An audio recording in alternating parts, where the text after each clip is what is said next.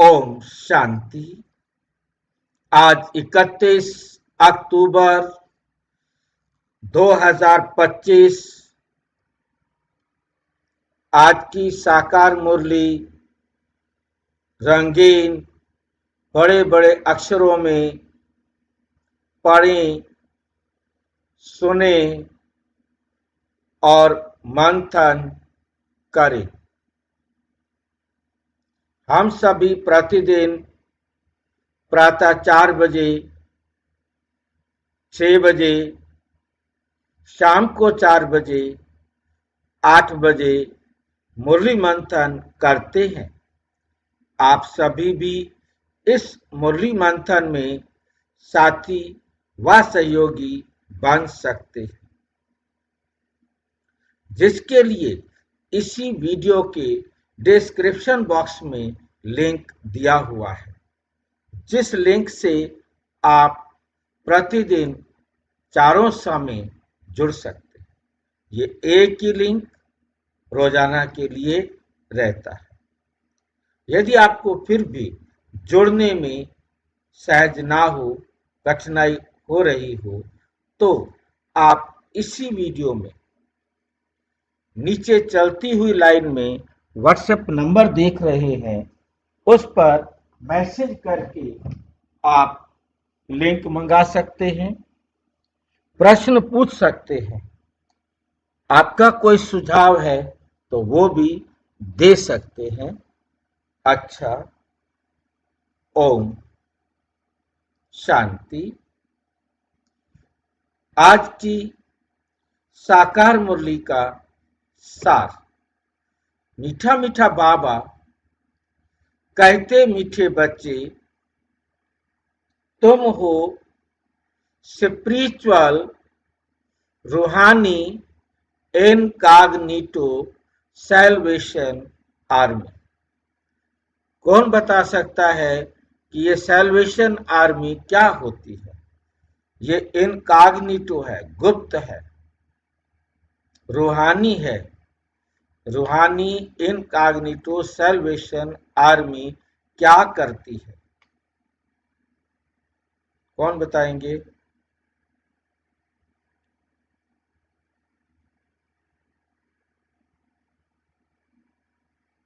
मेरा आवाज आ रहा है ना? जी भाई। सैल्वेशन आर्मी किसे कहते हैं और रूहानी इनकॉग्निटो सैल्वेशन आर्मी किसे कहते हैं? किसको मालूम है कोई सैल्वेशन आर्मी होती है? हमारी जो मिलिट्री होती है, इसमें एक ऐसी आर्मी होती है जिसका काम होता है सबको सैल्वेज करना। वो सबसे पहले जाते हैं प्लानिंग करते हैं। हाँ जी, वो सबसे पहले प्लानिंग करते हैं, रोड की, बिजली की, हाँ जी, इंटरनेट की सुविधाएं, सारी सुविधाएं युद्ध होने से पहले। युद्ध की कहीं कोई सुगबुगाहट भी नहीं है, कहीं युद्ध का कुछ किसी को पता ही नहीं है, परंतु हमारे ऊपर अचानक युद्ध हो जाए तो हम उसका सामना कैसे करें? एक ऐसी आर्मी होती है जिसका काम होता है उन सब के लिए जो युद्ध करने के लिए जाएंगे सारी सुविधाएं जुटाना, और फिर युद्ध का टाइम आ जाए तो युद्ध के समय पर भी उनको सब कुछ पहुंचाना, क्योंकि सेना तो वहां लड़ रही है, परंतु उनको खाना पीना रहना अनेक प्रकार की जो जरूरतें हैं, उनके जो भी संदेश हैं, वो सब उन तक पहुंचाना। उनको कोई दुख होता है, कोई कष्ट होता है, कोई कैजुअलिटी होती है या कोई डेथ होती है, क्योंकि युद्ध है तो युद्ध में कुछ भी हो सकता है, उस सब को वापस ले आना, उसकी जगह पर दूसरों को पहुंचाना, और इस प्रकार से सारा युद्ध का अंत होने के बाद भी जो कुछ भी वहां रह गया उसको लेके आना। अब ये तो दुनिया वाली सैल्वेशन आर्मी होती है, और हमारे यहाँ कोई युद्ध नहीं है। यहाँ कौन सी आर्मी है? यहाँ तो कोई युद्ध ही नहीं हो रहा, हमने किससे लड़ाई करनी नहीं है। सबको बाप का परिचय देना। यहाँ सबको बाप का परिचय देना। क्यों दे बाप का परिचय सबको? सबको बाप समान बना। भाई क्या जरूरत पड़ गई है?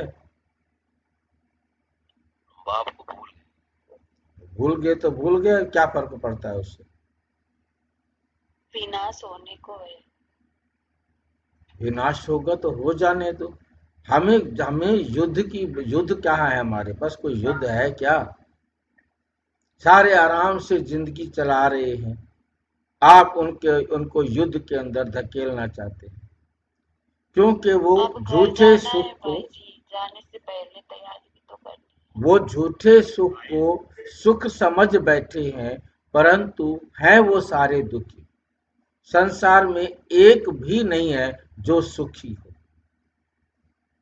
जब सब दुखी हैं, ऐसी दुखी अवस्था में उन सब आत्माओं को सुख में ले जाना है। युद्ध हमेशा तब होता है, एक देश दूसरे देश पर आक्रमण दो कारणों से करता है।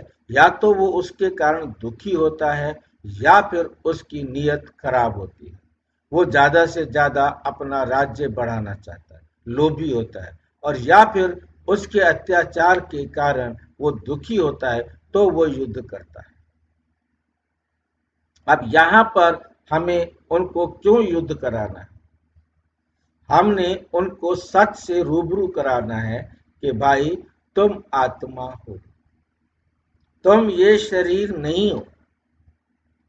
तुम्हें सच्चा सुख चाहिए, सच्ची शांति चाहिए, पवित्रता लेनी होगी, और पवित्रता के लिए युद्ध शुरू होता है। हमारे दुश्मन बाहर नहीं है, हमारा दुश्मन कोई इंसान नहीं है, हमारे दुश्मन कोई आत्मा नहीं है। हमारे दुश्मन है पांच विकार। दुश्मन कौन? पांच विकार।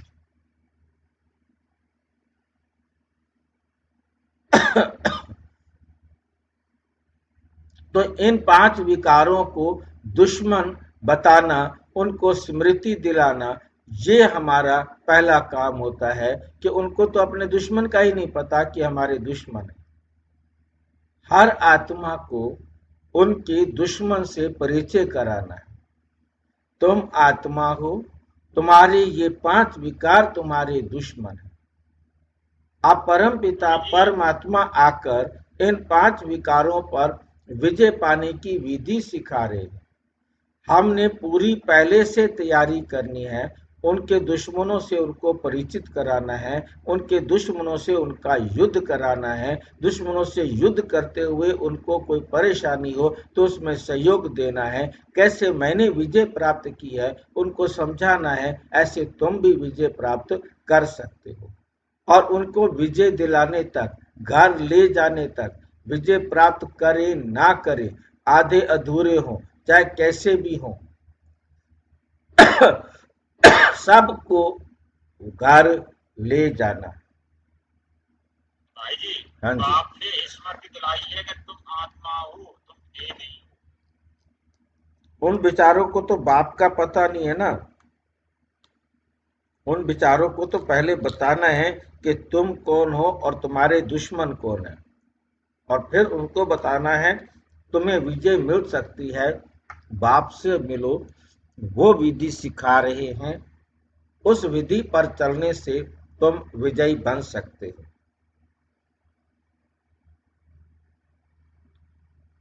फिर उनको विजय दिलानी है।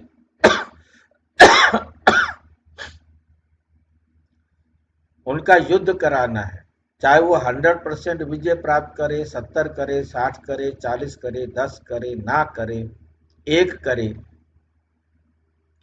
सबको परम धाम लेके जाना है। ये है सैल्वेशन आर्मी का काम। जो किसी को पता नहीं है कि दुनिया में एक ऐसी आर्मी भी है जो सारे संसार की आत्माओं को घर ले जाने का रास्ता दिखा रही, युद्ध करवा रही है आत्मा के दुश्मनों के साथ।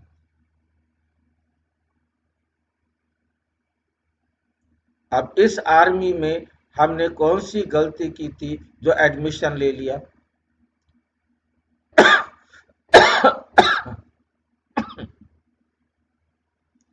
हमने बाबा को पहचान लिया और बाबा ने हमारे सिर पर ये ड्यूटी दे दी कि तुमने सारे संसार की आत्माओं को मुक्ति और जीवन मुक्ति दिलानी है। आप उनको मुक्ति जीवन मुक्ति दिलाने के निमित्त बनो, निमित्त हो। दिलाना मेरा काम है।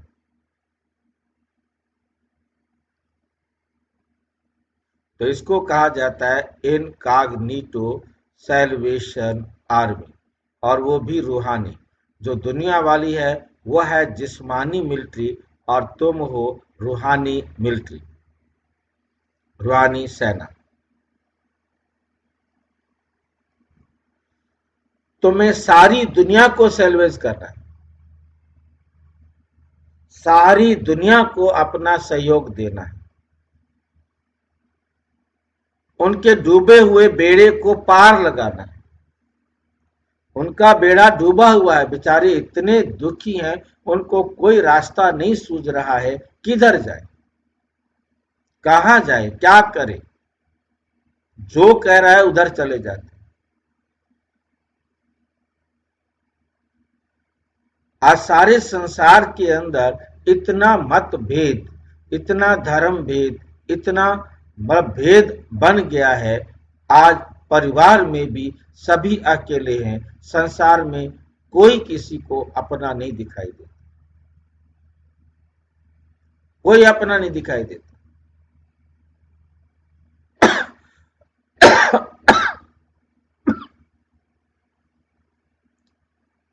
सभी अपने देह अर्थ के लिए, देह के लिए इतना अलग हो गए हैं, इतना बट गए हैं, देह के आधार पर एक अकेले होते जा रहे। सबको एक करने के लिए, एक बाप की संतान बनाने के लिए परमात्मा अब आकर रास्ता दिखा रहे। सबका बेड़ा पार करने का रास्ता परमात्मा आकर दिखा रहे हैं। जो रास्ता परमात्मा ने हमें दिखाया है वो हमने उनको दिखाना है,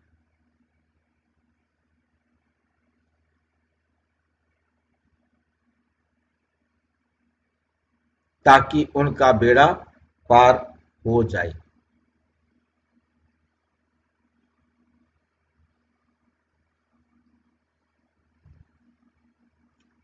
संगम पर बाप कौन सी यूनिवर्सिटी खोलते जो सारे कल्प में नहीं होती? यूनिवर्सिटी को हिंदी में क्या कहते हैं?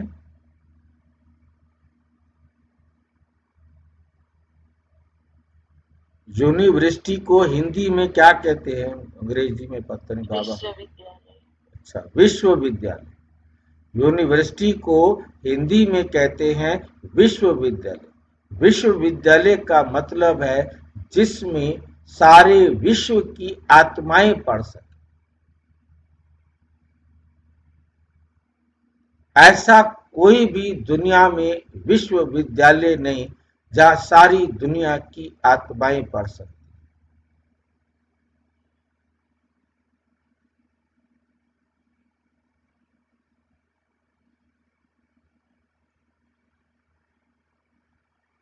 कुछ ही देश है जहां कुछ लोग, कुछ देशों को अनुमति है कि वो पढ़ने के लिए आ सकते।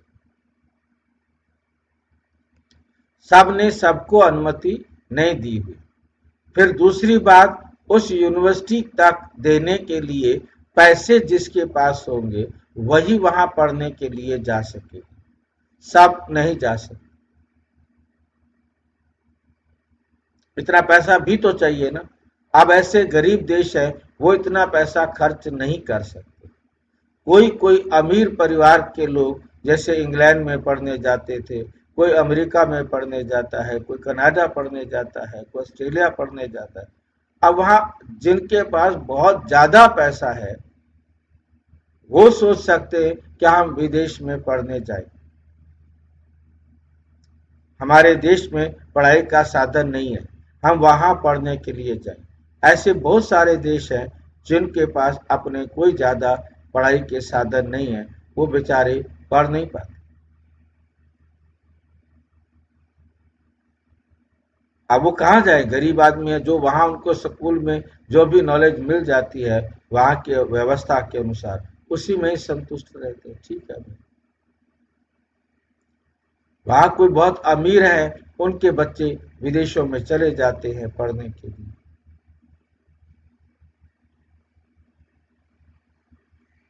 तो विश्वविद्यालय परमपिता परमात्मा आकर खोलते हैं, जिसमें कोई भी अमीर हो, गरीब हो, पढ़ा लिखा हो, अनपढ़ा हो, कैसा भी हो, किसी भाषा का हो, किसी धर्म का हो, किसी संस्कार का हो, किसी मत को मानता हो, सभी पढ़ने आ सकते।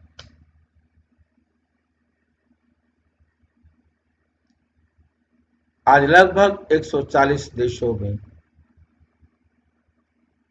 ये विश्वविद्यालय कार्य कर रहा है। बाकी अभी थोड़े देश रह गए हैं, लगभग 190 हैं कि 95 हैं देश हैं, छोटे छोटे, उनमें कुछ मान्यता प्राप्त है, कुछ मान्यता प्राप्त नहीं है।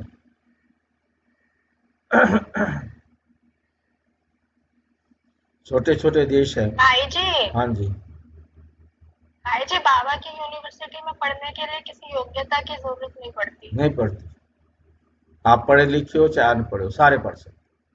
आपको हिंदी जी। भाषा आती है नहीं आती है, किसी भी भाषा की वो पढ़ सकते हैं। ये वंडरफुल यूनिवर्सिटी, फीस भी नहीं लेता, फ्री में पढ़ाता है। और जो फीस लेता है वो सारे दे सकते हैं, जो फीस वो लेता है वो सब दे सकते हैं, दे ना दे वो उनकी मर्जी है, उसकी भी छुट्टी है, वो भी आप दो तुम्हारी मर्जी, ना दो तुम्हारी मर्जी। क्या फीस लेता है? भाई जी, 5 विकार हमारी कमी कमजोरियां। ये लेता है तान मान धान जान, ये 4 मुझे दे दो, एवं तुम इसके ऊपर कब्जा करके बैठे हो। ये तन भी अपना मुझे दे दो, मन भी अपना मुझे दे दो, धन भी अपना मुझे दे दो, जो तुम्हारे जन हो वो भी मुझे दो, और भी कोई चीज तुम्हारे पास हो वो भी मुझे दे दो।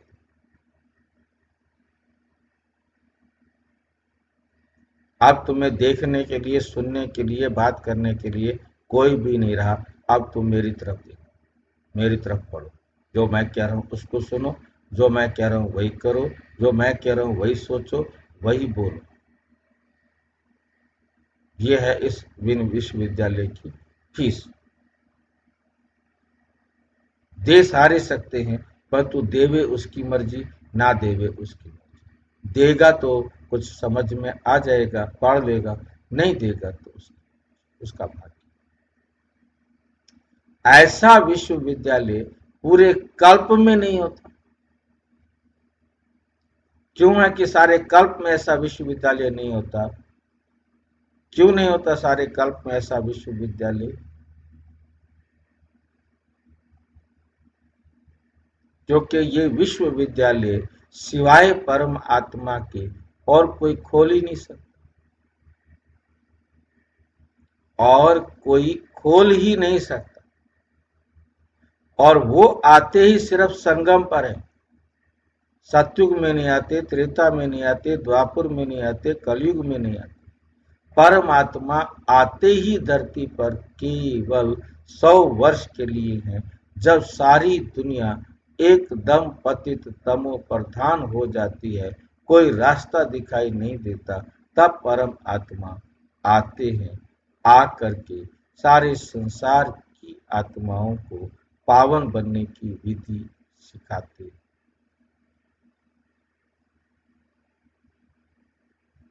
पवित्र बनाते। बनाते ऐसे हैं कि सिर्फ रास्ता दिखा देते हैं।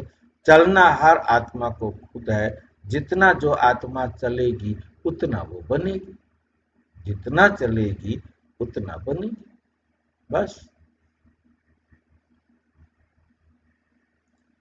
बाबा ने किसी को नहीं बनाना, बाबा ने सबको रास्ता दिखाना।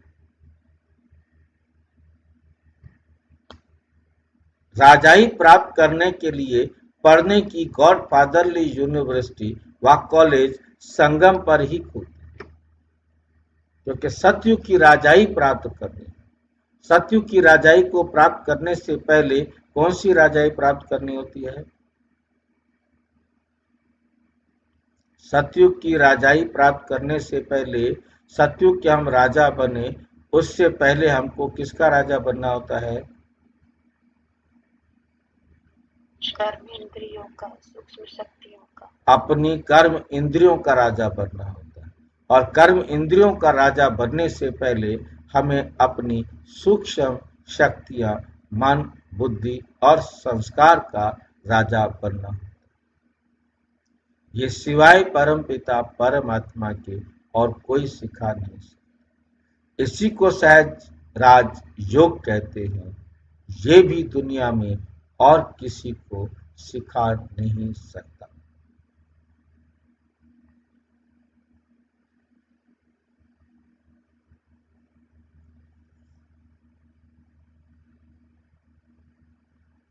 गॉडफादर यूनिवर्सिटी व कॉलेज संगम पर ही बाप आकर खोलते, क्योंकि बाप इससे पहले आते नहीं।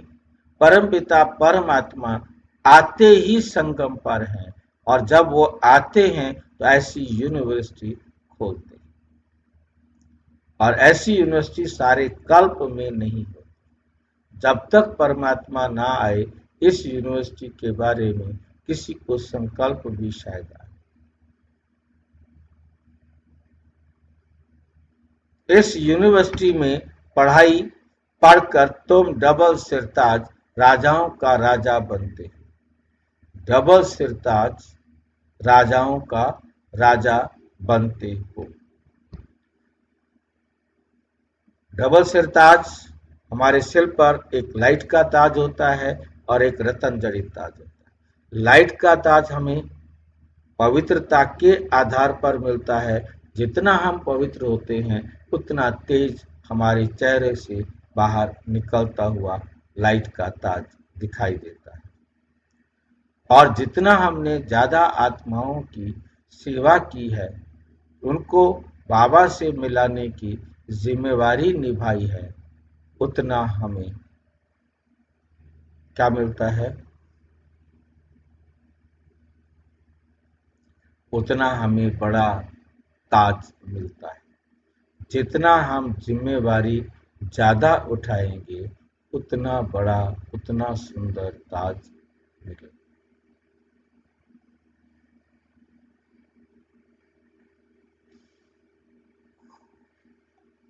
ओम शांति।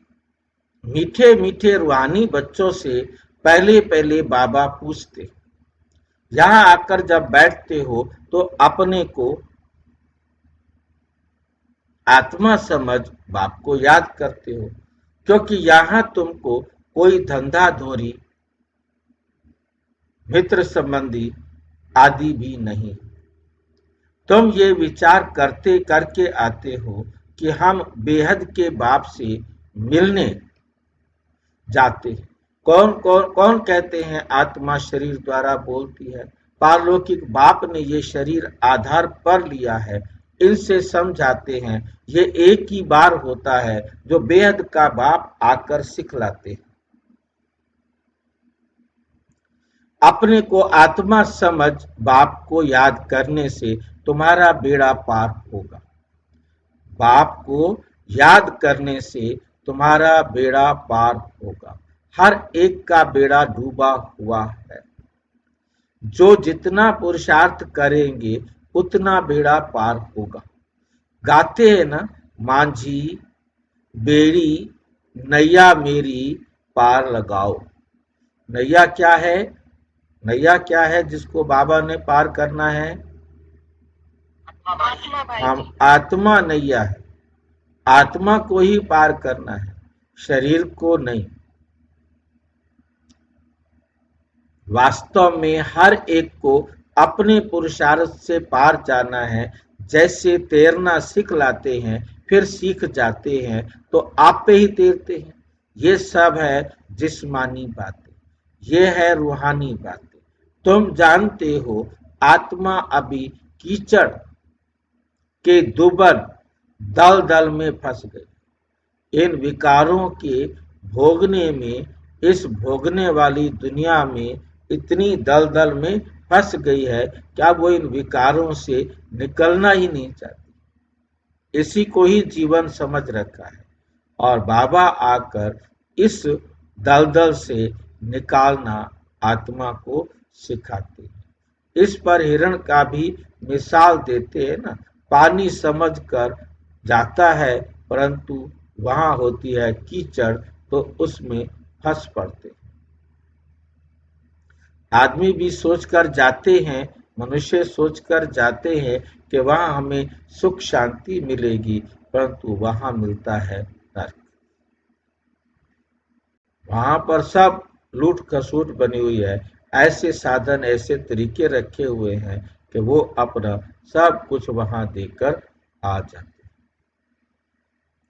जितने भी ये धार्मिक संस्थान बने हुए हैं, उन्होंने अपना एक तरीका बना रखा है कि कोई भी आए और अपना सब कुछ दे जाए। नाम परमात्मा का होता है कि परमात्मा तन मन धन सब मांग रहे हैं, दे दो, परंतु परमात्मा वहां है ही नहीं, तो कौन मांग रहा है। इस बात को बहुत अच्छी तरह से समझना है। परमात्मा को चाहिए आपका तन मन धन, परंतु वो तन मन धन सही समय पर सही जगह पर परम आत्मा को हम दे तब तो है। पहले परमात्मा की पहचान ही नहीं, हमें परमात्मा बता दिया गया ये हनुमान जी का मूर्ति है, ये परमात्मा है, ये फलाने की मूर्ति है, ये फलाने की मूर्ति है, या किसी ने कुछ और तरीके से अपने आप को परमात्मा या समझ लो कि कुछ भी परमात्मा बना दिया। चाहे पत्थर रख दो वही परमात्मा बन गया। अब वहीं पर ही पैसे चढ़ना शुरू हो गए। परमात्मा को कुछ तो दे दे, सारा नहीं दे सकते, चलो थोड़ा सा दे देते हैं, तो देंगे तो हमें मिलेगा। ये सोचकर दान पुण्य करते हैं कि भी हम दान करेंगे, अब देंगे तो फिर आगे भविष्य में मिल जाएगा। अब हमारे पास फालतू है, चलो थोड़ा भगवान के नाम पर दे देते हैं, भगवान फिर हमें दे देगा। पर तो पता लग जाए कि वो तो ना दिया कभी ना देगा। आपने जिसको दिया वही देगा, जिसको नहीं दिया वो आपको क्यों देगा। तो सोच में पड़ जाए।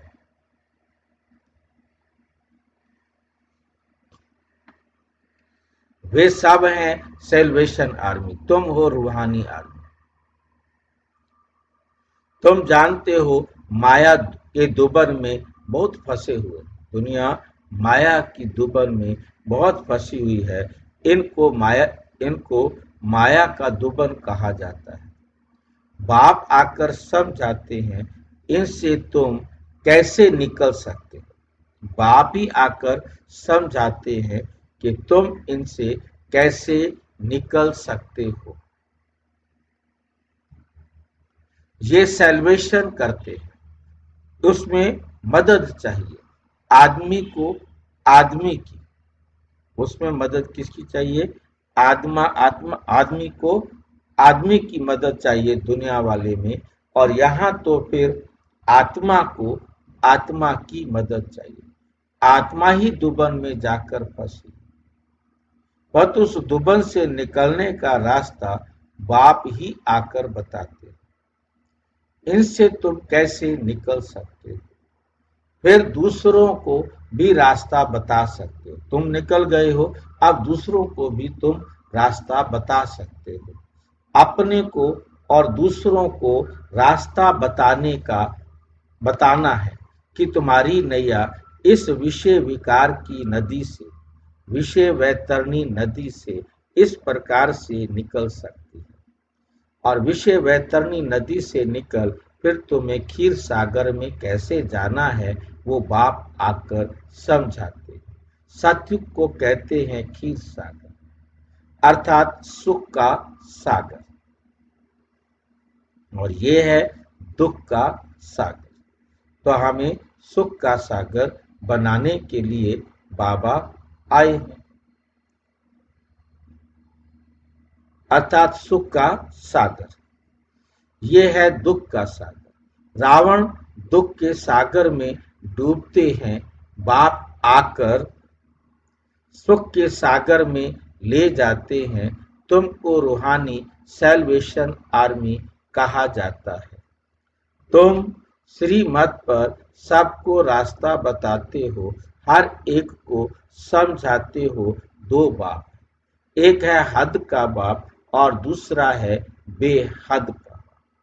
एक है हद का बाप और दूसरा है बेहद का बाप।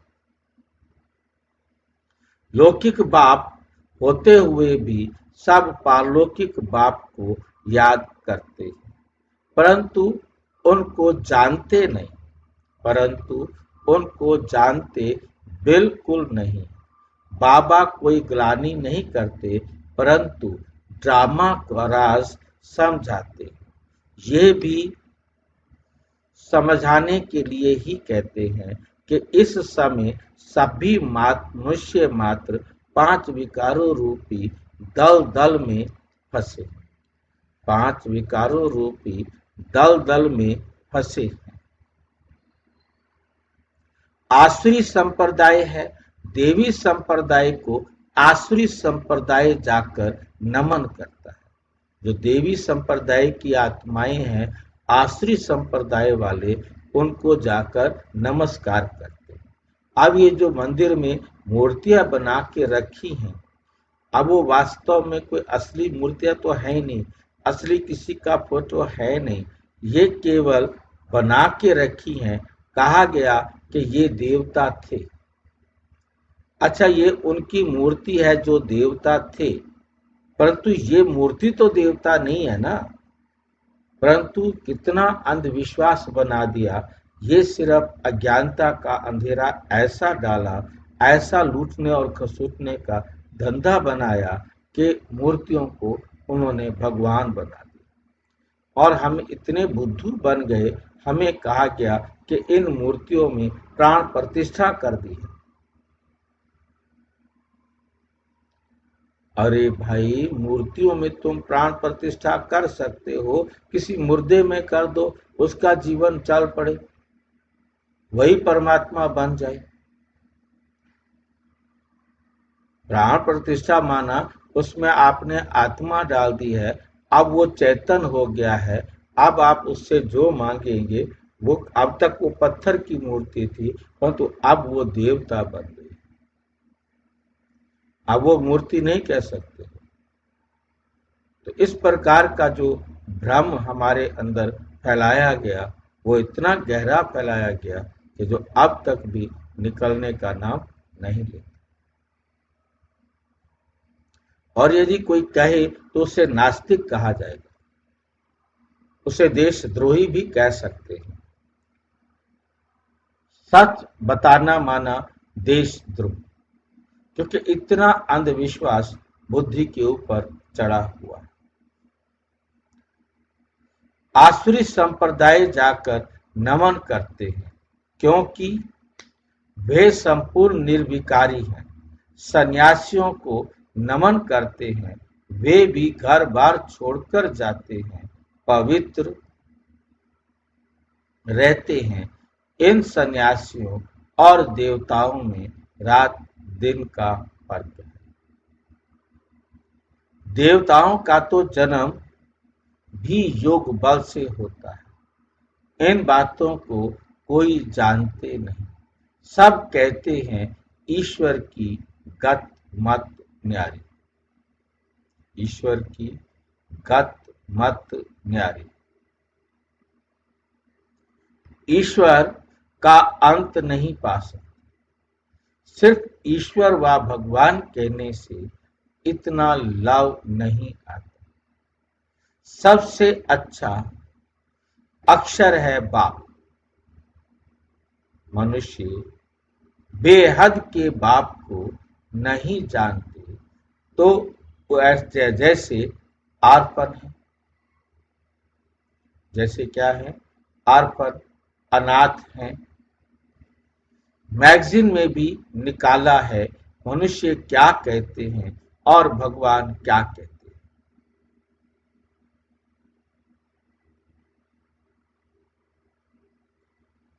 मनुष्य क्या कहते और भगवान क्या कहते। बाप कोई गाली नहीं देते, बच्चों को समझाते हैं, क्योंकि बाप तो सबको जानते हैं ना, क्योंकि बाप तो सबको जानते हैं ना। समझाने लिए कहते हैं, इनमें आसुरी गुण है, आपस में लड़ते रहते हैं। यहाँ तो लड़ने की दरकार नहीं। वे है कौरव अर्थात आसुरी संप्रदाय, ये है देवी संप्रदाय। बाप समझाते हैं, मनुष्य मनुष्य को मुक्ति व जीवन मुक्ति के लिए राजयोग सिखलाएं, ये हो नहीं सकता। इस समय बाप ही तुम आत्माओं को सिखला रहे हैं। देह अभिमान देही अभिमानी में फर्क देखो कितना है। देह अभिमान से तुम गिरते आए हो, बाप एक ही बार आकर तुमको देही अभिमानी बनाते।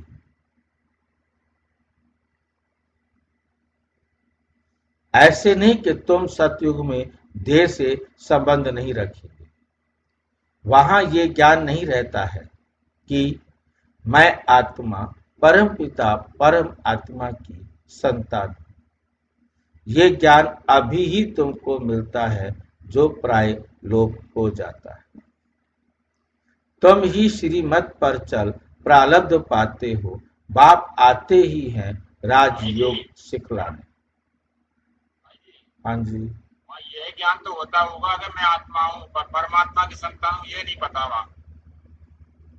हाँ, उसे ये मालूम होता है कि हम आत्मा हैं, पर तो हम कहाँ से आई हैं, क्यों आई हैं, ये सब भूल जाते हैं।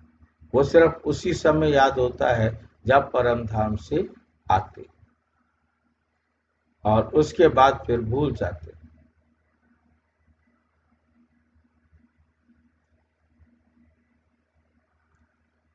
बाप आते ही है राजयोग सिखलाने। ऐसी पढ़ाई और कोई होती नहीं। डबल सिरताज राजाएं सतयुग में होते हैं, फिर सिंगल ताज वाले राजा कब आते हैं? द्वापर में। और जो दूसरा ताज है, लाइट का ताज है, वो ऑटोमेटिक जैसे जैसे हमारी पवित्रता कम होती जाती है, वो लाइट का ताज भी हमारे सिर से गायब होता जाता है।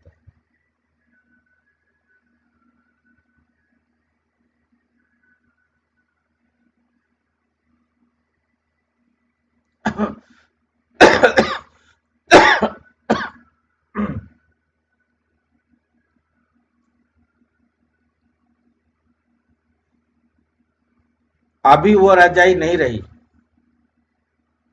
प्रजा का प्रजा पर राज्य है, अब तो प्रजा का प्रजा पर राज्य है। तुम बच्चे अभी राजाई के लिए पढ़ते हो। इसको गॉड फादरली यूनिवर्सिटी कहा जाता है। तुम्हारा नाम भी लिखा हुआ है। वो लोग भर नाम रखते हैं। गीता पाठशाला पढ़ाते कौन है? श्री कृष्ण भगवानोवाच कह देंगे। अब श्री कृष्ण तो पढ़ा ना सके। श्री कृष्ण तो खुद पाठशाला में पढ़ने जाते हैं। प्रिंस प्रिंसेस कैसे स्कूल में जाते हैं, वहां की भाषा ही दूसरी है। ऐसे भी नहीं कि संस्कृत में गीता गाई जाती।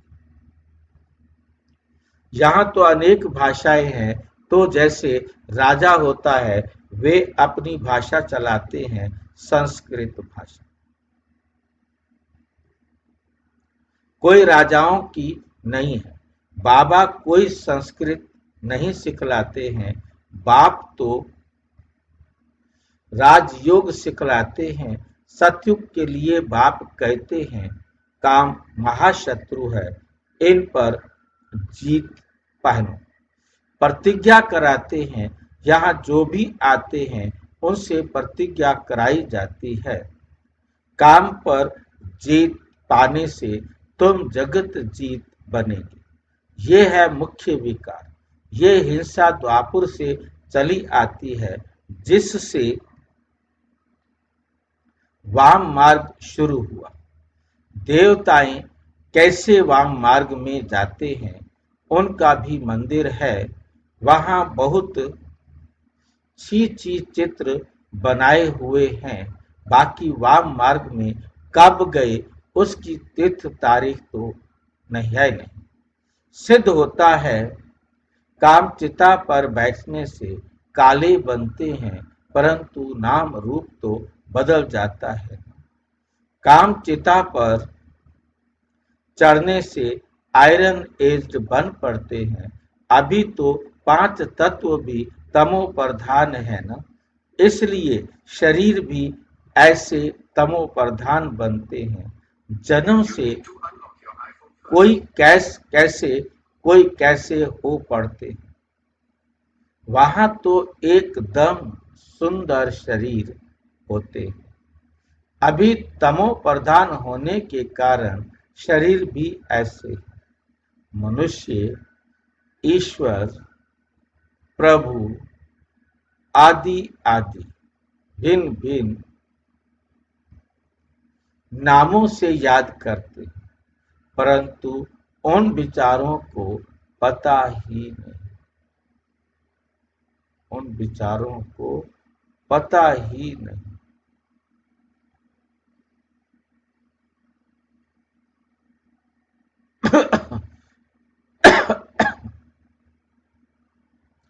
आत्मा अपने बाप को याद करती है, हे बाबा आकर शांति दो। यहाँ तो कर्म इंद्रियों से पाठ बजा रहे हैं, तो शांति कैसे मिलेगी? विश्व में शांति थी जबकि इन लक्ष्मी नारायण का राज्य था, परंतु लाखों वर्ष कल्प की आयु कह दी है। तो मनुष्य बेचारे कैसे समझेंगे जब इनका देवताओं का राज्य था। जब इनका देवताओं का राज्य था तो एक राज्य एक धर्म था, और कोई खंड ऐसे नहीं कहते कि एक धर्म एक राज्य हो। और कोई खंड में मतलब पूरी दुनिया में और किसी भी देश में किसी भी खंड में ऐसे नहीं कहते कि एक धर्म एक राज्य हो। यहाँ आत्मा मानती है एक राज्य हो।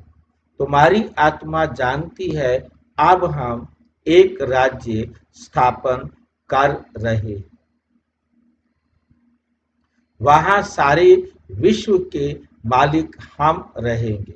बाप हमको सब कुछ दे देते हैं।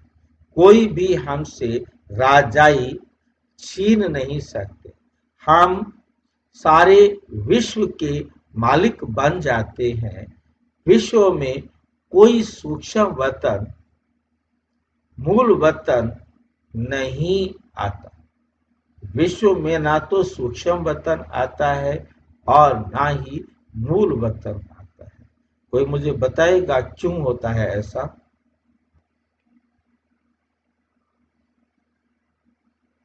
कि विश्व में मूल वतन और सूक्ष्म वतन नहीं आते, क्यों? सूक्ष्म वतन तो सिर्फ बाबा अब जब आते हैं धरती पर हमें ज्ञान देने, तभी उसकी रचना होती है। रचना in the sense Brahma Vishnu Shankar का पाठ ही तभी होता है। वो तो है ही नहीं। अब तो कह सकते हैं कि नहीं कह सकते? विश्व में सिर्फ सूरज चांद तारे और अपना साकार लोग, सिर्फ इतना आता है। सूरज वो तो चांद है तारे ही 5 तत्वों के पार। वो तो सब है ही 5 तत्वों के पार। नहीं, सूरज चांद तारों को विश्व में लाएंगे क्या? हाँ जी, नहीं, अच्छा, नयन मुखर्जी हाँ जी। साकार लोग नहीं आएंगे, तारे तो आएंगे।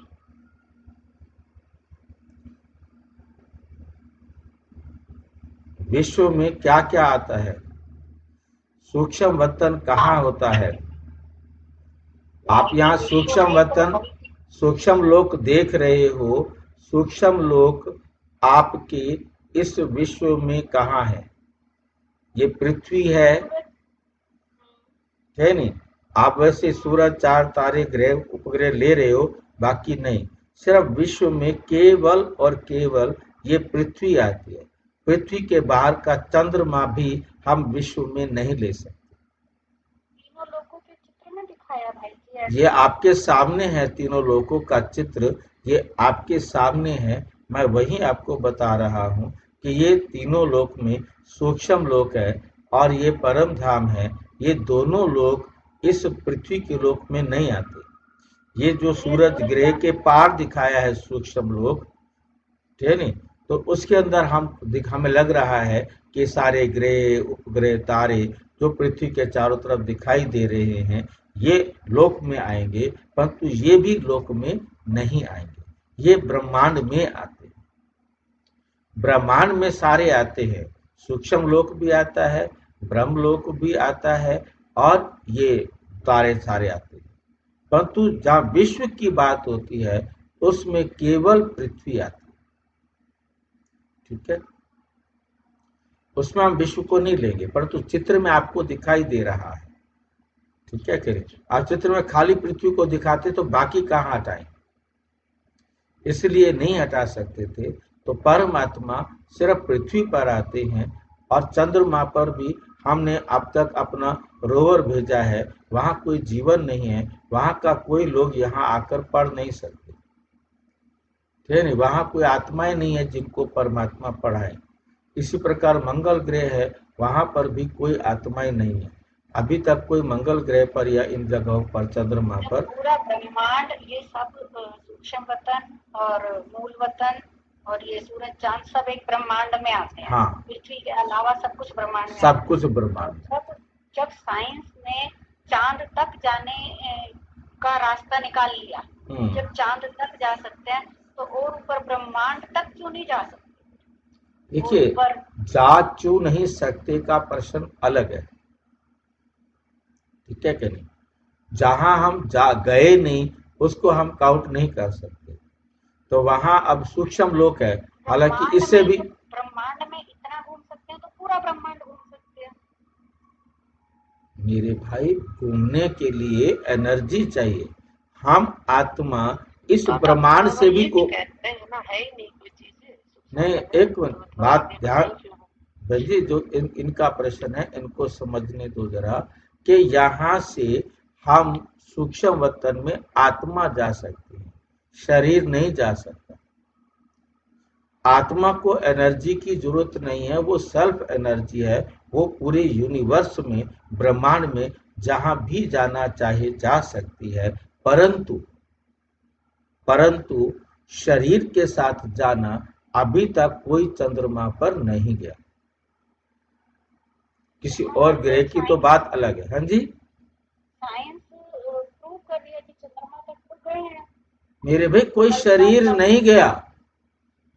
कल्पना चावला और वो ये चंद्रमा पर नहीं गए, ये केवल आकाश नहीं है, ये काम तारे शायद। भाई, ये तो इस आकाश में घूमते रहे। आकाश में कितने समय तक हम रह सकते हैं? ये तो आकाश में, अभी बहुत सारे लोग शादी करने के लिए आकाश में जाते हैं, आकाश में जाके फेरे देते हैं, आकाश में जाके हवाई जहाज में सब कुछ करते हैं और कुछ दिन तक वहां रहते हैं, 4 दिन, 5 दिन, 10 दिन। अब ये एक अलग बात है। फिर उन्होंने ये बनाया, हमने आकाश में जाके शादी की। अभी तक तो क्या था कि वहां बड़ा चांद पर तो गए हैं जी, कोई नहीं गया चांद पर आज तक। अमेरिका ने झूठ बोला कि वो चांद तक पहुंचा, चांद पर आदमी गए। उन्होंने यहीं पर फिल्म बना करके दिखा दिया। चांद पर अभी तक। हाँ जी, क्या हुआ भाई जी? वो फेक फोटो। हाँ, वो फेक वीडियो है। वो उन्होंने दुनिया के अंदर अपना दबदबा बनाने के लिए लोगों को झूठ बोल दिया। तो भाई ये साइंस वाले झूठ बोलते हैं। देखिए, साइंस वाले सारा झूठ नहीं बोलते, परंतु अमेरिका वालों ने चंद्रमा जाने पर, चंद्रमा पर अभी तक, अच्छा ये सोचिए कि अपोलो जब नाम आया था, कितना आप छोटे बच्चे रहे होंगे जब आपने अपोलो का नाम सुना होगा। अपोलो चंद्रमा पर गया, वो हम छोटे बच्चे थे, आप भी छोटे बच्चे ही होंगे। तो उस समय से आज तक कोई एक अमेरिका ने नहीं बताया कि अमेरिका चांद पर गया है। उसके बाद यदि उस टाइम चला गया था तो आज तक तो कितने चले जाने चाहिए थे?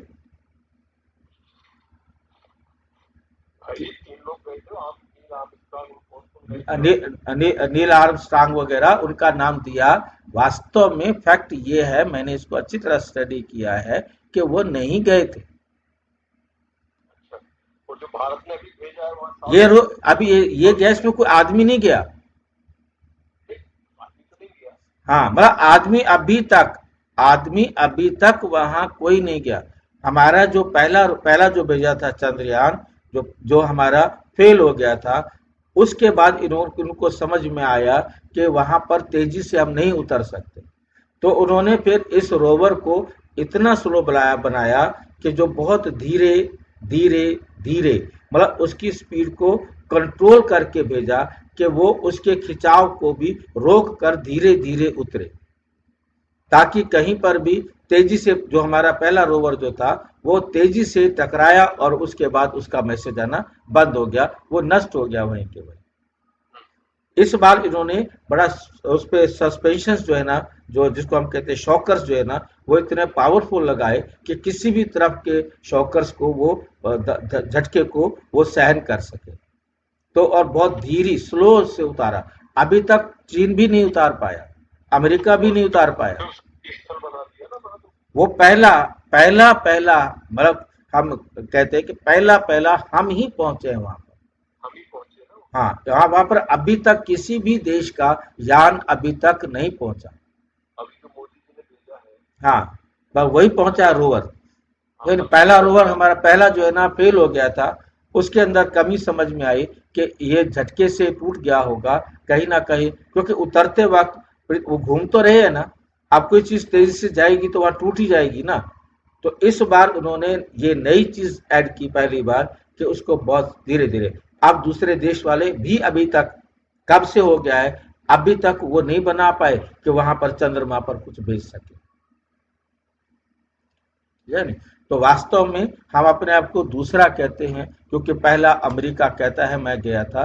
परंतु आज से, मतलब ये मेरे ख्याल से 70 के आसपास की बात है, जब अपोलो के बारे में बात आई थी। और हाँ, तो 1970 के आसपास की बात है। तो उस समय के बाद 1970 से लेके आज तक कोई दूसरा आदमी नहीं जा सका। यदि एक बार पहुंच गए थे तो दूसरी बार पहुंचना कोई मुश्किल होता है क्या? खैर, मतलब मेरा कहने का, हमें बहुत मोटी बात, बहुत दूर जाने की जरूरत नहीं है। पर हमें जो मुरली के हिसाब से समझना है, विश्वविद्यालय का मतलब है पृथ्वी। तो बाबा ने मुरली में ये इसलिए कहा है कि विश्व में सूक्ष्म वतन भी नहीं आता और परम धाम भी नहीं आता। ये दोनों ब्रह्मांड में आते हैं, परंतु ये इसमें नहीं आते। विश्व में कॉन्टिनेंट ही आते बनाइए, पृथ्वी और कॉन्टिनेंट। हाँ, बस पृथ्वी पर जो भी कॉन्टिनेंट है वो सभी विश्व में आएंगे, है नहीं? ग्रह उपग्रह विश्व में नहीं आते, वो ब्रह्मांड में आते हैं, उसको हम ब्रह्मांड कहते हैं।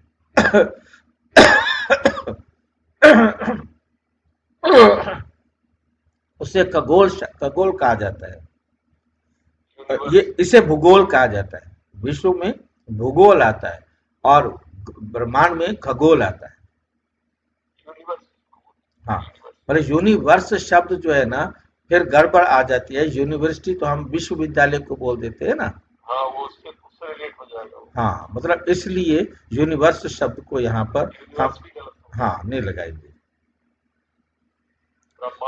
हाँ, उसे जो है ना स्पेस कहा जाता है। आकाश में स्पेस कहा जाता है, कहाँ तक जा रहा है पता ही नहीं। स्पेस है, जगह है, अंतरिक्ष। हाँ, ये सृष्टि का चक्र यहाँ ही फिरता है। इसको बाप जो रचयिता है वो वही जानते हैं। ऐसे नहीं कि रचना रचता है, बाबा आकर कोई रचना नहीं रचते, परंतु उसके बारे में सब कुछ जानते। बाप आते ही संकल्प पर है पुरानी दुनिया से नई दुनिया बनाने के लिए। दूर देश से बाबा आया हुआ है। तुम बच्चे जानते हो नई दुनिया हमारे लिए बन रही है। बाबा हम आत्माओं का श्रृंगार कर रहे हैं, उनके साथ फिर शरीरों का भी श्रृंगार हो जाएगा। आत्मा पवित्र होने से फिर शरीर भी सतो प्रधान मिलेंगे, सतो प्रधान तत्वों से शरीर बनेंगे। इन्हों का सतो प्रधान शरीर है ना, इसलिए नेचुरल ब्यूटी रहती है। गाया भी जाता है रिलीजन इज माइट। अब वो माइट मिली कहाँ से? एक ही देवी देवताओं का रिलीजन है जिससे माइट मिलती है। ये देवताएं ही सारे विश्व के मालिक बनते हैं और कोई विश्व के मालिक नहीं बनते। तुमको कितनी माइट मिलती है? लिखा हुआ भी है आदि सनातन देवी देवता धर्म की स्थापना शिव बाबा ब्रह्मा द्वारा करते हैं। ये बातें दुनिया में कोई जानते थोड़े ही है। बाप कहते हैं मैं ब्राह्मण कुल स्थापना करता हूँ, फिर उन्हों को सूर्यवंशी डिनाइस्टी में ले आता हूँ। जो अच्छी रीति पढ़ते हैं वे पास ही सूर्यवंशी में आते हैं। है सारी ज्ञान की बात। उन्होंने फिर स्थूल बाण हथियार आदि दिखाए हैं। बाण चलाना भी सीखते हैं। छोटे छोटे बच्चों को भी बंदूक चलाना सिखाते हैं। तुम्हारा फिर है योग बाण। बाप कहते हैं माम एकम याद करोगे तो तुम्हारे विकर्म विनाश होंगे। हिंसा की कोई बात नहीं। तुम्हारी पढ़ाई भी गुप्त, पढ़ाई भी है गुप्त। तुम हो स्पिरिचुअल रूहानी सेल्वेशन आर्मी। कोई को मालूम नहीं है कि रूहानी आर्मी कैसे होती है। तुम हो इनकॉग्निटो स्पिरिचुअल रूहानी सेल्वेशन आर्मी। सारी दुनिया को तुम सर्विस करते हो। सबका बेड़ा डूबा हुआ है, बाकी सोने की लंका कोई है नहीं। ऐसे नहीं कि सोनी द्वारिका नीचे चली गई है, वे निकल आएगी। नहीं, द्वारका में भी इनका राज्य था, परंतु सतयुग में था। सतयुगी राजाओं की ड्रेस ही अलग होती है, त्रेता की अलग। भिन्न भिन्न ड्रेस, भिन्न भिन्न रस्म रिवाज होती है।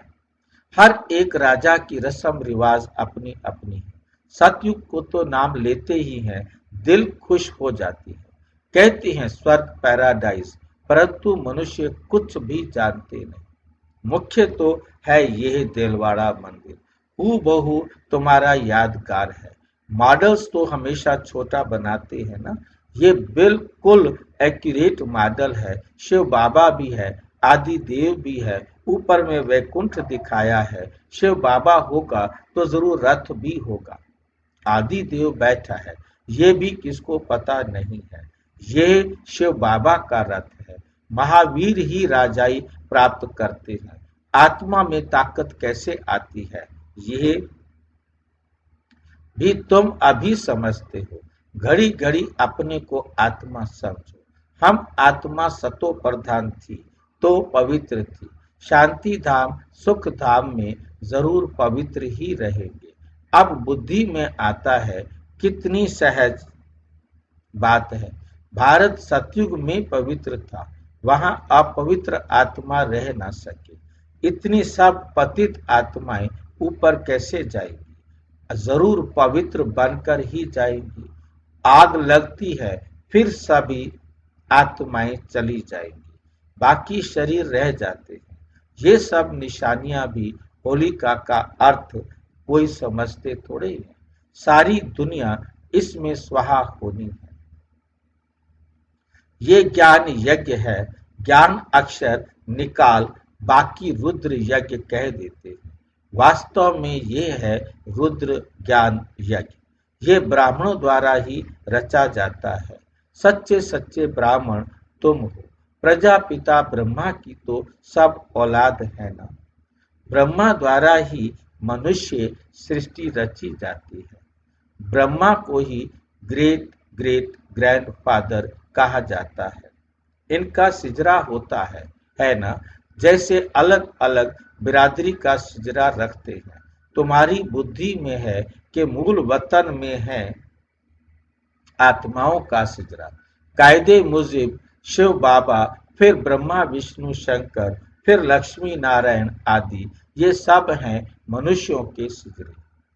अच्छा, मीठे मीठे सिक्की लधे बच्चों प्रति माता पिता बाप दादा का याद प्यार और गुड मॉर्निंग। रूहानी बाप की रूहानी बच्चों को नमस्ते। हम रूहानी बच्चों की रूहानी बाप दादा को नमस्ते नमस्ते नमस्ते। धारणा के लिए मुख्य सार, रूहानी सैल्वेशन आर्मी बन स्वयं को और सर्व को सही रास्ता बताना है। सारी दुनिया को विषय सागर से सेल्वेज करने के लिए बाप का पूरा पूरा मददगार बनना है। ज्ञान योग से पवित्र बन आत्मा का श्रृंगार करना है, शरीरों का नहीं। आत्मा की पवित्र बनने से शरीर का श्रृंगार स्वतः हो जाएगा। वरदान, किनारा करने की बजाय हर पल बाप का सहारा अनुभव करने वाले निश्चय बुद्धि विजयी भव। विजय भाव का वरदान, आत्मा हर पल स्वयं को सहारे के नीचे अनुभव करती है। उनके मन में संकल्प मात्र भी बेसहारे व अकेलेपन का अनुभव नहीं होता। कभी उदासी या अल्पकाल के हद का वैराग्य नहीं आता। वे कभी ऐसे कार्य से, समस्या से, व्यक्ति से किनारा नहीं करते, लेकिन हर कर्म करते हुए, सामना करते हुए, सहयोगी बनते हुए बेहद की वैराग्य वृत्ति में रहते हैं। स्लोगन, एक बाप की कंपनी में रहो और बाप को ही अपना कंपेनियन बनाओ। अव्यक्त इशारे, स्वयं और सर्व के प्रति मनसा द्वारा योग की शक्तियों का प्रयोग करो। दिव्य बुद्धि रूपी विमान द्वारा सबसे ऊंची चोटी की स्थिति में स्थित हो। अव्यक्त वतनवासी बन विश्व की सर्व आत्माओं के प्रति शुभ भावना और श्रेष्ठ कामना के सहयोग की लहर फैलाओ।